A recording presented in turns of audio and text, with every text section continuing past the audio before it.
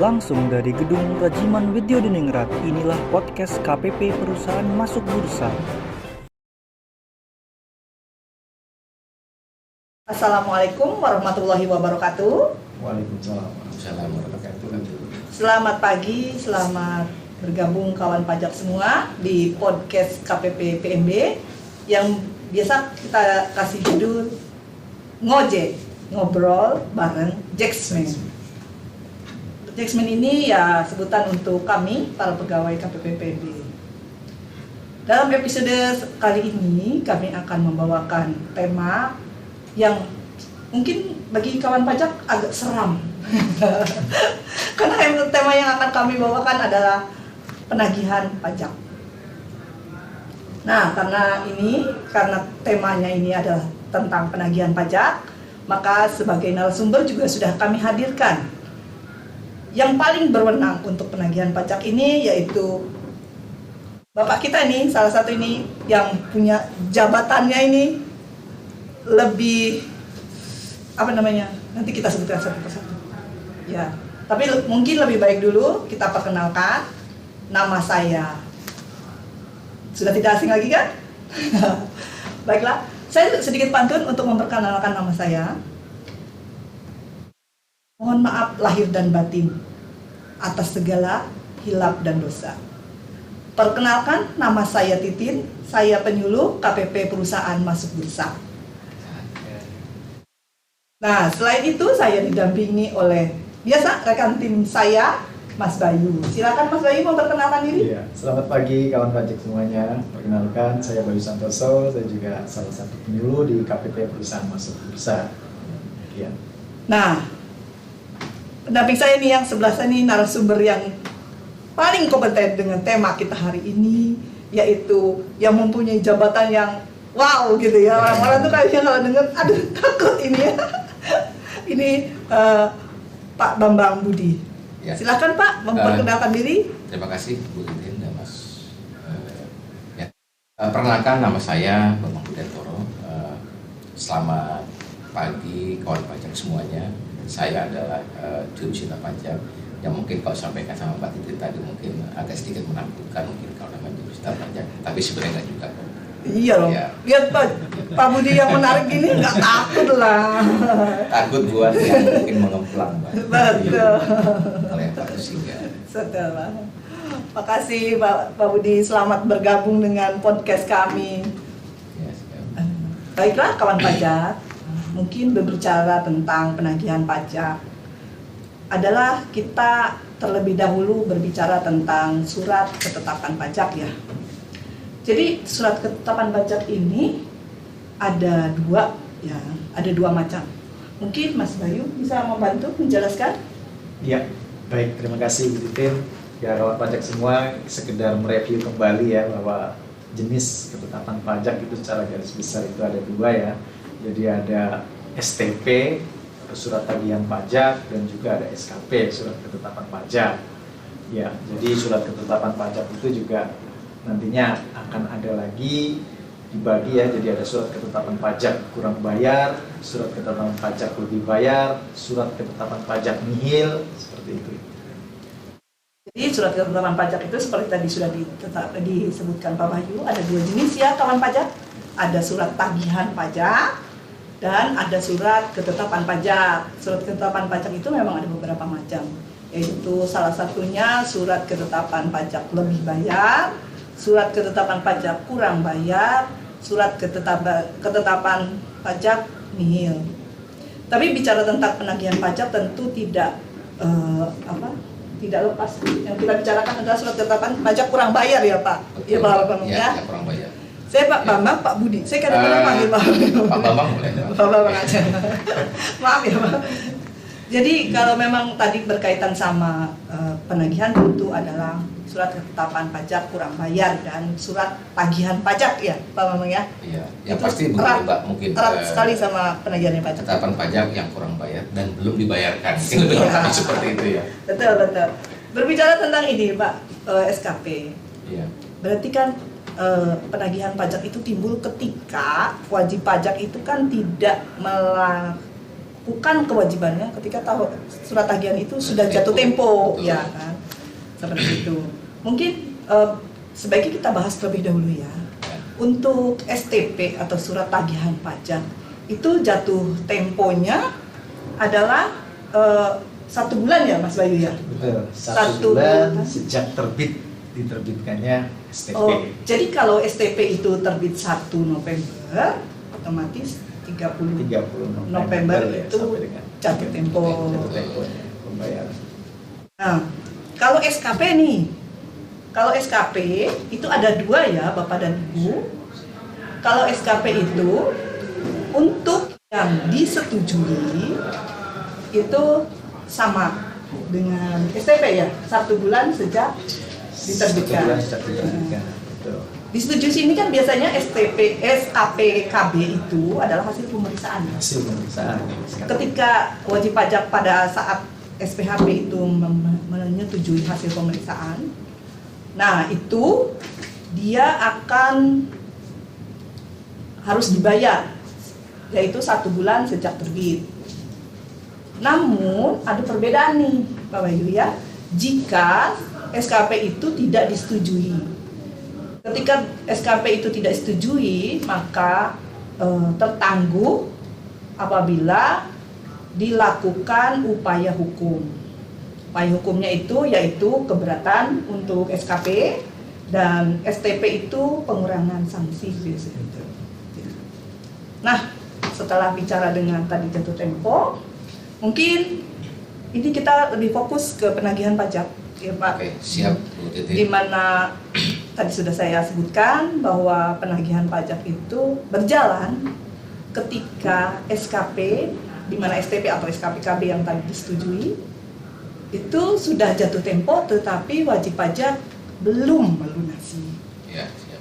Ya, Ya. begitu ya Pak. Nah, tahapan awalnya apa nih Pak Budi? Pak Bambang. Pak Bambang. Ya, Pak jadi Bambang. begini Bu Titin ya. Iya.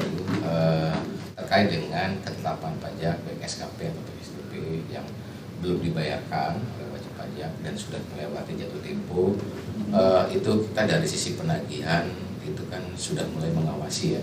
Jadi 7 hari setelah jatuh tempo itu kita sekarang sudah by system. Jadi mengurangi kesalahan, semua itu sudah by system. Untuk wajib pajak yang memang belum melunasi atau belum melakukan pembayaran itu muncul. Di situ kita melakukan atau menerbitkan surat teguran. Jadi pertama fungsi surat teguran itu sendiri sebenarnya mengingatkan ya bahwa sampai hari ini wajib pajak itu belum melunasi utang pajak dan tolong untuk disegerakan untuk dilunasi. Oh gitu. Jadi Ya. fungsi surat teguran itu istilahnya masih halus ya Pak ya? Ya, sebagai pengingat. Saya mengingat. Ya. Jadi kalau memang 7 hari belum melakukan kewajibannya, yaitu membayar tagihan tadi, akan muncul namanya surat teguran. Betul. Iya, tadi ketika para kawan pajak mendapat surat teguran ya, apabila nanti membutuhkan bantuan terkait cara membayar pajaknya seperti itu kan, mungkin kan di situ ada STP, ada nomornya. Nah, kemungkinan bikin billingnya seperti itu, apabila ada kesusahan bisa menghubungi kami di Helpdesk Helpdesk KPP kawan pajak semua. Iya. Kemudian Pak Bambang, kami pengen juga bertanya ini terkait surat teguran kan, langkah berikutnya kan ada surat paksa ya Pak ya? Ya, betul. Iya, di mana 20 hari sejak tanggal disampaikannya surat teguran, 21 nanti hari. 21 hari. surat paksa Ya. akan disampaikan. Nah, itu Ya. bagaimana cara penyampaiannya Pak? Boleh Ya, dijelaskan? jadi gini Pak, terkait dengan surat teguran tadi mungkin yang sedikit kelewat itu proses penyampaiannya adalah kita kirimkan melalui pos ya Pak ya. Oh, betul. Ya, untuk surat teguran kita surat cetak teguran. kemudian kita kirimkan melalui pos.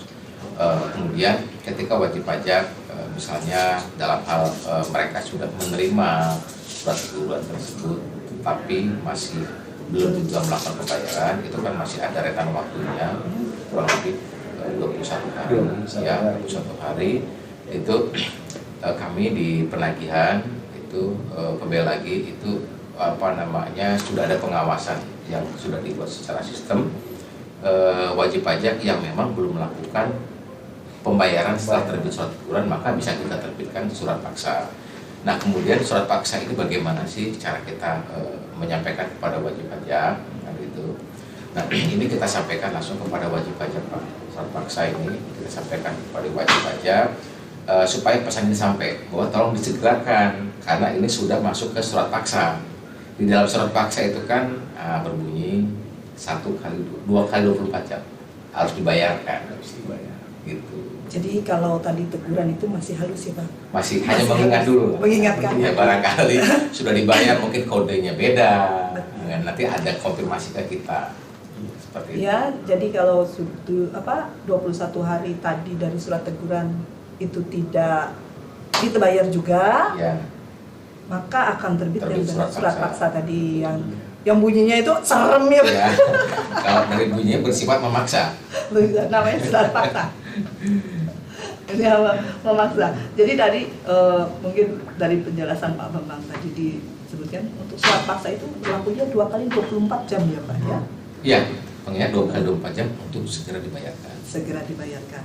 Namun ini Pak, mungkin sebelum kita melangkah ke tempat lain ya, ini wajib pajak itu punya itikat baik Pak. Ya. Dia itu pengen bayar gitu ya, cuman kesulitan likuiditas gitu misalnya ya. Itu ada langkah yang bisa ditempuh nggak oleh wajib pajak yang bersangkutan Pak? Iya, kadang memang begini Bu ya, tidak untuk kemungkinan ya wajib pajak itu kondisinya kesulitan likuiditas, apalagi 2 tahun sekarang ini kan. Iya, pandemi kan Pandemi yang memang luar betul ya biasa. Pak ya. Ya, kemudian kondisi wajib pajak ada itikat baik mereka untuk membayar. Iya, cuman nggak Ya, ada cuman nggak ada cuannya katanya. cuannya nggak ada. Gitu. Apakah kita langsung eksekusi? Nah, terkait dengan itikat baik itu kita wajib jurusita juga bisa melihat ya dari mana sih itikat baik itu muncul kan gitu. Nah, kemudian wajib pajak bisa melakukan sebuah komitmen ya. Pertama komitmen dulu. Kita masih memberikan kesempatan lah. Kita komitmen dulu.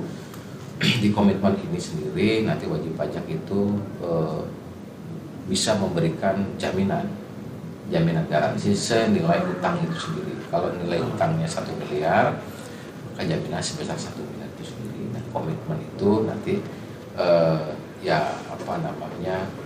bisa berbentuk apa nih Pak komitmen itu? Komitmen Mengangsur. Ya, komitmen itu mengangsur. Oh, Jadi, jadi atas misalnya punya itikat baik untuk melunasi, cuman sedang kesulitan likuiditas, jadi wajib pajak dapat mengajukan permohonan angsuran ya Pak. bisa betul. Dengan tadi melampirkan agunan atau jaminan Ya. sebesar utang pajaknya, gitu ya Pak. Ya. Pak Bayu, mau ini Cukup sih untuk surat paksa ya. surat paksa. Jadi jangan itu dulu ya Pak, kita Ya, juga siap. silakan. Nih penyampaian surat paksa tadi nih Pak belum di ini nih. Oh iya. Oh jadi Mereka gini, sampai lupa Tin, ya. terkait dengan penyampaian surat paksa. Jadi itu kan nggak menutup kemungkinan ya ketika kita menyampaikan surat paksa itu pertama begini, itu tidak ada kewajiban kita untuk memberitahu wajib pajak, Pak saya mau datang untuk menyampaikan surat paksa. Itu nggak ada. Jadi Nggak ada. begitu terbit kita datang Pak, kita sampaikan. Nah di lapangan nggak untuk kemungkinan, misalnya ada wajib pajak yang mungkin tidak mau menerima kan gitu ya, atau nggak ada. Bisa. Nah, Atau konteksnya ada kalau dua wajib ya. pajak bisa tidak ditemukan gitu Atau ya nggak Pak. ditemukan. Apakah sah untuk surat paksa itu sendiri? Surat paksa tetap sah Pak. Pertama dalam hal wajib pajak tidak mau menerima surat paksa itu kita tempelkan di KPP penerbit ya. Berarti kalau penerbitnya PMB berarti di PMB. Iya di PMB. Atau yang kedua di kantor Pemda setempat, dalam hal ini kelurahan. Berarti di kelurahan Ya. lokasi wajib Lokasi pajak. wajib pajak, betul. Nah setelah kita tempel, kemudian bentuk penyampaian surat paksa tadi kita tuangkan dalam laporan pelaksanaan surat paksa. Jadi memang kalau tadi surat teguran itu kita sampaikan Surat paksa. lalu enggak sebentar. Tadi surat teguran itu kita sampaikan secara pos ya. Betul. Oke. Kalau surat paksa diantar Ya, misalnya. ya, Jadi Mungkin kalau wajib pajak sampai didatengin Pak Bambang nih, Ya. hati-hati. Sebenarnya kita datang itu mengingatkan. Iya. Hati-hati. Iya, hati-hati. Ada yang belum dibayar. Cuy ya, nggak mungkin kan. Soalnya kalau tadi kalau surat teguran kan masih pakai pos, Ya. tapi kalau sampai Pak Bambang turun, ya itu siap-siap. Ya Pak ya. Oke. Nah, nih Pak, Pak Bambang tadi kan sudah ya surat teguran sudah, surat paksa sudah 2 kali 24 nih Pak Bambang. Bukan lupa ya. 2 kali 24 jam, belum ada itikat bayi. Oke. Belum ada itikat bayi. Jadi ada langkah selanjutnya ya Pak ya untuk Betul. tindakan penagihan. Iya. Mungkin tindakan penagihan ini apa ya Pak? Ya, jadi di sini perlu kita sampaikan teman-teman pajak semuanya terkait dengan tindakan penagihan aktif ya. Ini tindakan penagihan aktif itu kan dimulai setelah surat paksa terbit, kemudian ketika wajib pajak tidak melakukan pembayaran. Ya, apa sih yang dilakukan oleh kami sebagai pajak? Kita bisa lakukan langkah pertama adalah melakukan menerbitkan surat perintah untuk melakukan penyitaan yang diterbitkan oleh kepala kantor ya tentunya ya kita laksanakan. Nah kemudian kita bisa melakukan pemblokiran. Makanya kita sampaikan kepada wajib pajak di saat kita menyampaikan surat paksa tadi, tolong disegerakan dibayarkan untuk menghindari tindakan penagihan aktif lainnya. Oke. Gitu. Ya, Jadi yang langkah paling gampang itu kita blokir wajib Blokir, pajak. Iya. Ya, jadi memang gini Pak Bambang, saya Ya, pengen siap. bertanya dulu terkait penyitaan ini. Ya, kita mungkin flashback dulu tadi bahwa cara penyampaian surat paksa itu kan secara langsung ya Pak ya. Betul. Nah, seandainya wajib pajak ini tidak dapat kita temui Pak, mungkin gitu ya, ya mungkin pindah alamat atau apa tapi tidak terkonfirmasi, kemudian apakah proses surat penyitaan ini tetap berjalan atau bagaimana Pak prosesnya? Ya, jadi pertama begini Pak, untuk tindakan penagihan tetap berjalan karena surat paksa itu sudah kita sampaikan dalam hal wajib pajak tadi tidak ditemukan atau berpindah atau mungkin menolak, Ya. itu sudah kita buatkan berita acara surat paksa, penyampaian surat paksa. Ya, baik. Jadi tidak maksud kami tidak menunda Dengan- gitu dengan Pak. tidak ketemunya wajib pajak, nggak yang otomatis proses hilang. penagihan berjalan Pak ya. Jadi baik. nggak bisa kabur misalnya. Ya. Iya. Ini Pak Dan- masih berbicara tentang surat sita tadi ya. Iya, siap. Cara penyampaiannya itu Pak Bambang sama Ya. Pak Bambang mendatangi dong yang ya. untuk sita tadi. Betul, sita. Ya, jadi kan Ya. pertama setelah terbit surat SPP ya, Ya. surat perintah melakukan penyitaan, itu kan kepala kantor memerintahkan jurusita untuk melakukan penyitaan. Pertama apa sih yang bisa kita lakukan? Gitu ya. Yang paling mudah adalah pemblokiran rekening. Oh, Pemblokiran. Nah, untuk proses pemblokiran rekening itu kita bersurat ke bank, ya, bersurat ke bank, Bang. meminta bank untuk melakukan pemblokiran atas rekening tersebut. Oh, jadi memang karena kita kan data juga sudah terintegrasi ya Pak Bambang ya. Betul. Jadi rekening itu kan kita sudah punya ya data wajib pajak yang punya rekening di mana. Jadi nanti kita datengin wajib pajak terdaftar di bank mana gitu ya Pak. Betul. Biasanya sih kantor pusatnya ya Pak ya, Bang Ya, karena memang kalau dalam penyampaian ini kan terkait dengan pemblokiran Bu ya. Jadi pihak bank melaksanakan perintah pemblokiran itu kan berdasarkan permintaan kita masuk kantor pajak. Kemudian kita surat itu kita sampaikan ke kantor pusat dulu. Kemudian dari kantor pusat melalui pihak legalnya sendiri itu mereka akan melihat di mana sih sebenarnya posisi rekening itu berada. Nah, cabang itu melakukan perintah, melaksanakan perintah berdasarkan permintaan dari kantor legal pusat pusat. ya bersangkutan ya. Ya. Jadi untuk harta berupa tadi uang itu berarti langsung diblokir ya Pak. Ya, langsung diblokir. Ya. Nah untuk harta bergerak berarti ditempel itu ya Pak. Kayak mobil misalnya itu Nah, dibawa ini ke sini atau gimana? Kan tuh, kita Pak? bagi dua ya, terkait dengan sita. Pertama blokir dulu ya. Kalau Iya. blokir itu kan rekening. Rekening Betul. yang kita lakukan adalah sita rekeningnya. Nah, kemudian yang kedua, kita juga bisa melakukan penyitaan terhadap barang-barang yang bergerak lainnya. Iya. Jadi yang bergerak lainnya itu seperti kendaraan, kemudian seperti kendaraan, kemudian aset tanah, kemudian dan barang bergerak lainnya itu praktek di lapangan. Atas aset tersebut kita pasang dengan plat sita. Jadi kalau mobil dibawa ke kantor? Kalau mobil jadi gini Bu, terkait dengan kendaraan ya, kendaraan itu kan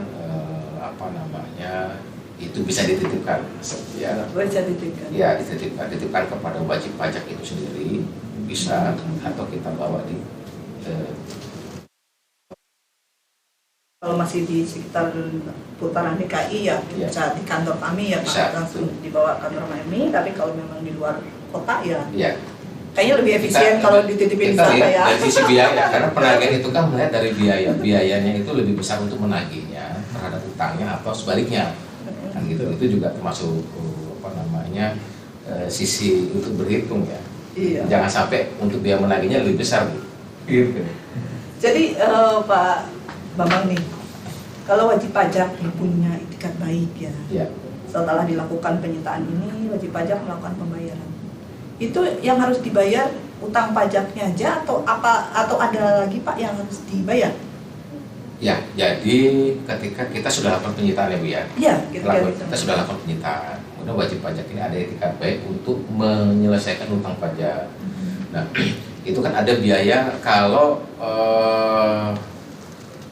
barang yang sudah disita, kemudian wajib pajak sudah melakukan pembayaran atas STP atau SKP yang menjadi dasar penyitaan, gitu ya. Itu atas barang berita acara sita tadi kita cabut, dan itu tidak ada biaya yang muncul. Yang muncul itu hanya biaya penyampaian surat, ya biaya penagihan. Biaya penagihan itu 100.000 untuk biaya penyampaian surat.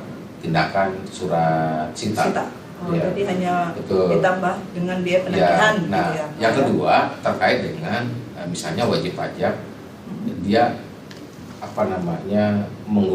membayar menggunakan dengan harta yang disita. Gitu ya, ada dua ya. Dengan harta yang disita, di situ akan muncul biaya-biaya. Pertama biaya penagihan pasti, kemudian biaya pengumuman. Oh, berarti kalau seperti itu jatuhnya dilelang ya Pak. Ya, jadi betul. Asetnya ini pengumuman lelang itu munculnya berapa hari Pak sejak sita? Jadi kalau terkait ini mungkin yang pertama kita dulu ya. Yang pertama untuk proses rekening sudah ya. Sudah. Sudah ya. Jadi kita masuk ke aset sudah nih. Aset, ya. Sudah. Sekarang kita kalau ada itikat baik kan dibayar. Terus sama utang pajaknya dan biaya penagihannya tadi yang 100.000. Ya. Nah, terus ini wajib pajak nggak bayar, Pak. Nggak bayar. Tadi kan berarti jaminan itulah yang akan digunakan sebagai pembayar pajak, pembayar utang pajak tadi ya. Nah itu kan melalui mekanisme lelang. Ya. Nah, jadi lelang itu muncul berapa hari ya Pak sejak surat sita itu tidak dilunasi? Ya, jadi gini Bu, terkait dengan tindak lanjut dari pelaksanaan sita dalam hal wajib pajak tidak ada etikat baik untuk melunasi utang pajak, maka atas barang yang disita tadi itu kita lakukan penjualan dengan cara lelang, ya. Dengan cara lelang, kemudian kapan sih waktunya? Ini sebelum kita melakukan lelang tadi, kita masih memberikan kesempatan kepada wajib pajak mengingatkan kembali bahwa wajib pajak ini masih ada utang pajak dan untuk segera diselesaikan, dilunasi. Itu 1 hari sebelum proses pelaksanaan lelang. Gitu ya. Nah, kalau misalnya wajib pajak tidak juga ada itikat masih kita lanjutkan dengan proses lelang. Berarti kalau udah melakukan proses lelang itu sudah KPLN ya Pak ya? Ya betul. Jadi berkewenangan untuk negara. menjual barang sitaan itu adalah KPKLN ya. KPKLN ya, bukan kami kita hanya lagi ya. Bukan kita hanya melakukan sita barang.